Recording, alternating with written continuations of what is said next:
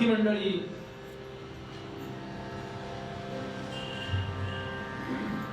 आश्रमात जाऊन पोहोचले. सगळे लोक जाऊन पोहोचले तिथे. आणि आता विश्वामित्रांनी सांगितलं रामा एक दिवस विश्रांती घ्यायची, कारण प्रवासात आलो. एक दिवस विश्रांती झाल्यानंतर विश्रांतीच्या संध्याकाळी सांगितलं रामा उद्यापासून 7 दिवस माझं मौन असेल. सकाळपासून सूर्योदयापासून सूर्य माध्यान्नावर येईपर्यंत अखंड यज्ञ सुरू असेल. त्या यज्ञाच्या ज्वाळा दुसऱ्या दिवशीपर्यंत चालू राहतील अशा पद्धतीने त्यामध्ये इंधन टाकलेलं असेल. तुला 24 तास गुणिले 7 दिवस काळजी घ्यायची आहे. मी परत तुझ्या प्रश्नांची उत्तरं देऊ शकणार नाही. काही प्रश्न असतील तर विचार, काही बोलायचं असलं तर बोलतात. रामांनी एकच प्रश्न विचारला, आतापर्यंत दैत्य राक्षस यज्ञाचा विध्वंस करायला जे आले त्याचा इतिहास कसा आहे, कुठल्या बाजूने येतात, शक्यता कुठली जास्त? ते म्हणाले 99% दक्षिणेकडनं येतात.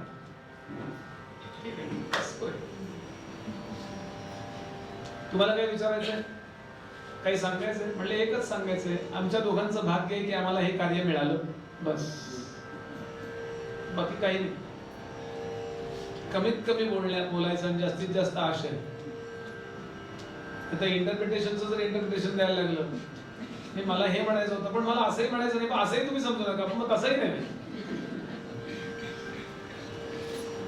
रामांच्या जीवनामध्ये आपल्याला एक गोष्ट दिसेल, कमीत कमी शब्दामध्ये रामो दीर्घा विभाषते. उत्तम वक्ता कसं व्हावं, सावरकरांचा मी वक्ता कसा झालो आपण वाचून बघा. 2 आदर्श वक्ते सावरकरांच्या जीवनात आहेत, एक भगवान रामचंद्र आणि दुसरे भगवान गोपाल कृष्ण. बोलायला लागले की ते बिनतोड उत्तर देतात. असो,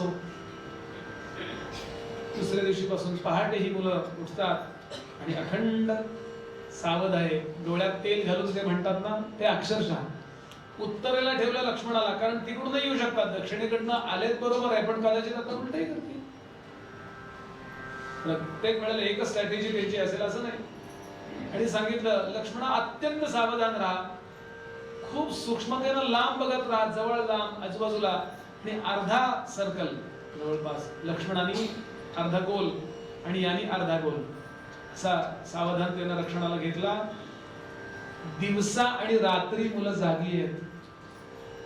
जागरणाचा स्वतंत्र अभ्यास करावा लागतो. झोप ज्यांना जास्त येते त्यांच्या शरीरात अशक्तपणा आहे, लक्षात घ्या. अकाली झोप येतात, मला अकाली झोप येते याचा अर्थ अशक्तपणा असेल तर तो अशक्तपणा घालवायचा. अरे बापरे अशक्तपणा वाटतं असं नाही, तेव्हा झोपायचं, काही हरकत नाही. असे बसा प्रवचन कीर्तनाला.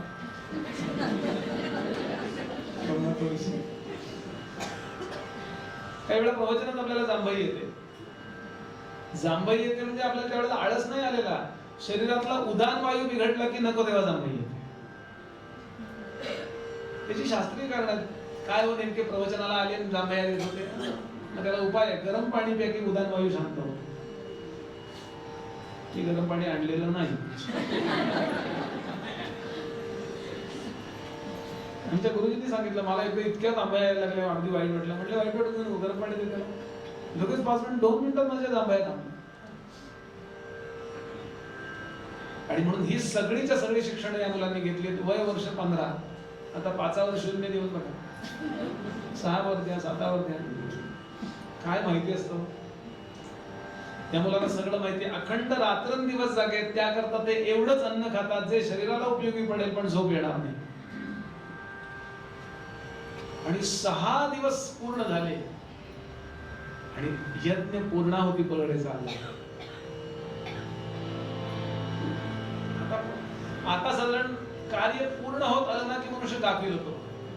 गाफील का कधी होते? अभ्यास पूर्ण होत आला आणि नेमकं त्याच वेळेला घात होतो. चांगली गाडी यायला लागली ना की ऍक्सिडेंट होतो. पण सावधान जोपर्यंत असतो तो मनुष्य ऍक्सिडेंट बेताल चालला. आता बिंदास येतो. म्हणून समर्थांची एक ओळी लक्षात ठेवण्यासाठी, अखंड सावधान असावे, दुष्चित्त कदापि नसावे, सावधानता अखंड अखंड सावधान रे. हे रामारायांच्या जीवनामध्ये अचानक दक्षिणेकडून इतक्या वेगानं वारा सुटला आणि तो मारीच जो आहे त्राटिकेचा मुलगा तो इतक्या वेगानं आला आणि त्याचा रागही आहे रामांवर, कारण माझ्या आईला यांनी मारलं. त्यांनी बरोबर. आता गंमत अशी आहे, त्यावेळेला पद्धत अशी होती की जे बाण असायचे ते बाणांच्या नुसत्या काठ्या असायच्या, शामरुगाची पिसं लावलेल्या त्या काठ्या मागे ठेवलेल्या असायच्या आणि कमरेला बाणांची टोक असायची. त्यात नसायचे टोक, आपल्याला ते एकत्र दाखवत असं काढलं ना, असं नाही. काठी अशी काढायची आणि त्याच्यामध्ये विशिष्ट असे पेच असायचे. जसं आपण तो लट्टू बसवतो ना, दिब्बल असं करून बसवतो, असं ते काढायचा, असा तो बाण सोडायचा. पण तो इतक्या वेगाने येताना पाहिल्यानंतर याने विचार केला हा पुढे जाईल, क्रॉस करेल, मग जर मी त्याला मारलं तर तो त्या यज्ञात पडेल. म्हणून लांब असताना नुसतीच काठी बाणाची काठी जी होती ती नुसती त्या प्रत्यंच्याला जोडली आणि आकर्ण ती ज्या खेचले खच करून जो आता त्याला धातू नाहीये, त्यामुळे कुठलं अस्त्र चालेल काठीवरती, फक्त मानवास्त्र चालेल. म्हणून मानवास्त्र जप केला आणि मानवास्त्राचा जप करून बिहार मधून त्याला जो उडवला तो लंकेच्या अलीकडे समुद्रात जाऊन पडला, पाय मोडला त्याचा आणि त्यानं राजकारणात संन्यास घेतला. इथे खरं सांगतो त्यानं त्या दिवशीपासून ठरवलं बंद, राम आले ना आता 19 साली नाही, आता रामराय सावध आहे, आता तो असा हुलकावणे देत सुबाहू आला, आता दुसरा वाट करून तयार आहे. आग्नेय अस्त्रे जळला सुबाहू साध मद साग साध मग सा. आग्नेय अस्त्रे जळला सुबाहू मारीच त्याचा उडालाच भाऊ. गेले पळोनी सगळे असुर. यांनी त्या दोघांचा झालेला खिमा पाहिला. आकाशातल्या आकाशात पेटलं ते सुबाहू, त्याचे चांगले असणारे बाहू, 3 चिमट्या राख. बाकीचे असुर जरा जाऊन येतो म्हणून जे गेले आणि यज्ञाचं रक्षण झालं. खूप खूप आनंद झाला. 7व्या दिवशी पूर्णाहुती झाली. 6व्या दिवशीची संध्याकाळची गोष्ट आहे, 5 दिवस पूर्ण झाले की 7व्या दिवशी संध्याकाळी, 7व्या दिवशी पूर्णाहुती झाली. खूप वर्षानंतर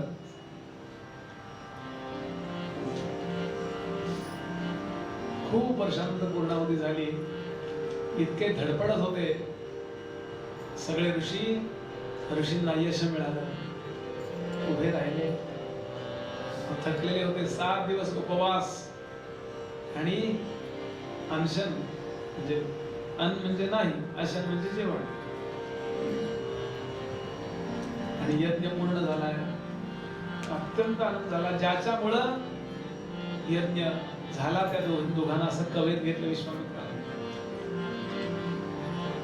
काय तुम्हाला भरभरून आशीर्वाद देतो बाळांनो, तुम्ही कधी पराभूत होणार नाही. दोघांनी अत्यंत नम्रतेनं पाहिलं, चरणावर मस्तक ठेवला. त्या आश्रमवासियांच्यावरती इतकं प्रेम केलं या दोघांनी आणि त्याचा परिणाम या सगळ्या आश्रमवासियांचा लोभ प्राप्त केला. आता 8-10 दिवस विश्रांती घेऊया, आपण नव्हे ते. आणि या विश्रांतीमध्ये अनेक सुंदर सुंदर कथा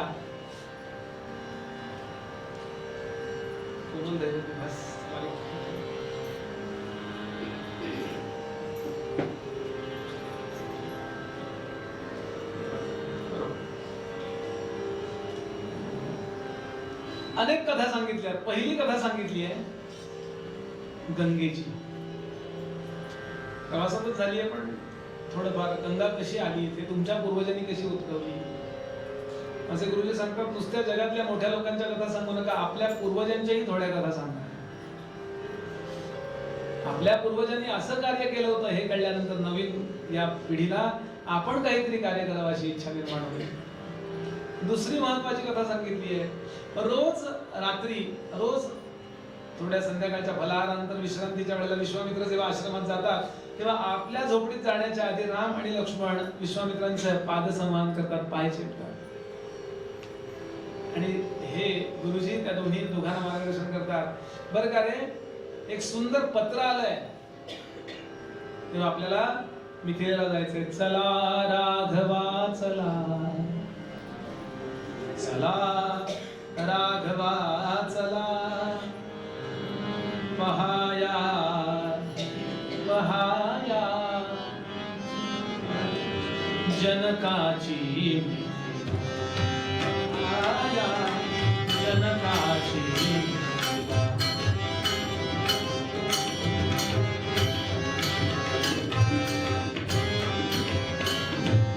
मिथिलेहुनी दर्शनीय नृप राजर्षी तो, जनक नराधिप नराधिपेत्या नगरी माझी, यज्ञ नवा मांडला.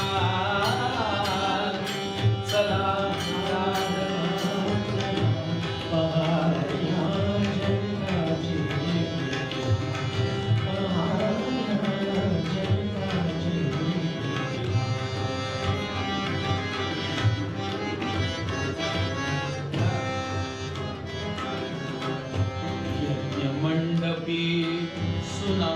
कार्मुक जास पेलता झाला त्र्यंबक, त्र्यंबक देवे त्यास धनुने, त्रिपुरासुर मारिला. चला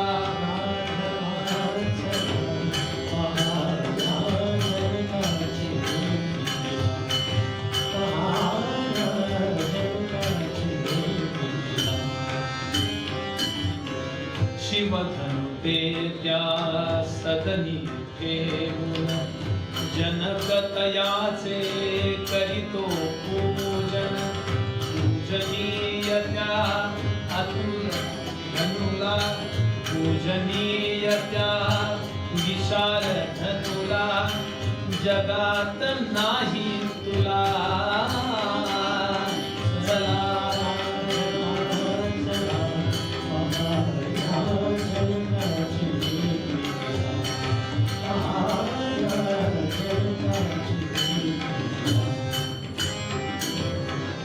देश देशीचे नृपती येऊन, स्थिमित जाहले धनुष्य पाहून.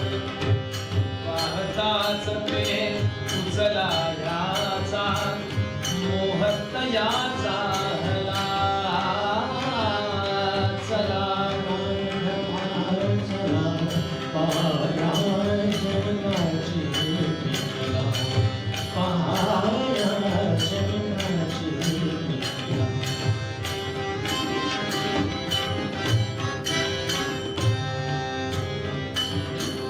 देवदैत्य वा सुरनर किंदर उचलून शकले त्यास कसुभर. कसुभरीना सरलपणा त्या चापाचा वाकला. ओढ वाकवून त्याला ओढीलं, प्रत्यंच्या त्या धनुस जोडीलं, सोडीलं त्यातून बाण असा तर कोणी ना जन्मला. रामा उपजत योद्धे तुम्ही धनुर्धर, निज नयनींचे धनु पहातर. बघा राघवा सौमित्री तर, औत्सुक्ये दाटला. चला राघवा चला,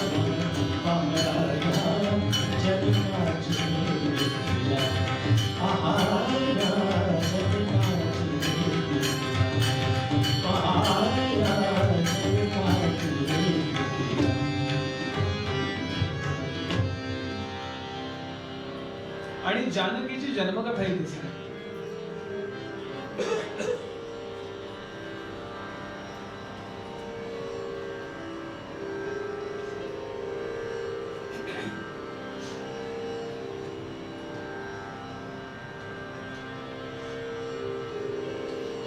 काय लिहिलंय?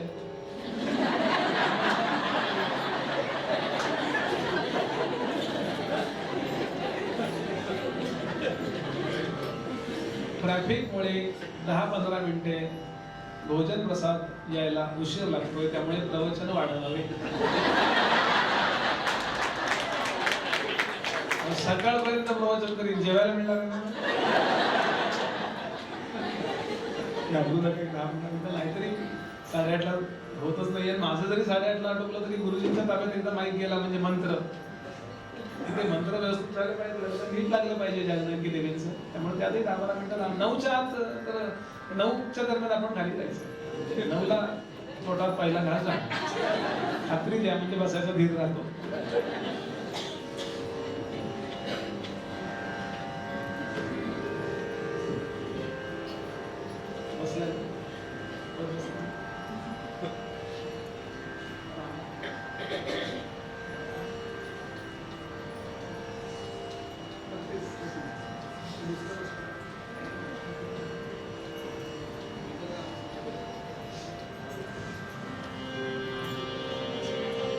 जनकाच्या मिथिलेमध्ये दुष्काळ पडला, विश्वामित्र सांगतायत. ही दोघं पावलं चेपतात, डोळ्यासमोर जरा चित्र आणा. आणि दुष्काळाच्या वेळेला यज्ञ करायचं ठरलं. यज्ञ कुठे करायचा असतो? जिथे काही झालेलं नाही, नुसतं अजून शेतच उगवतंय तिथेच यज्ञ करायचा, तिथे जाऊन यज्ञ करायचं.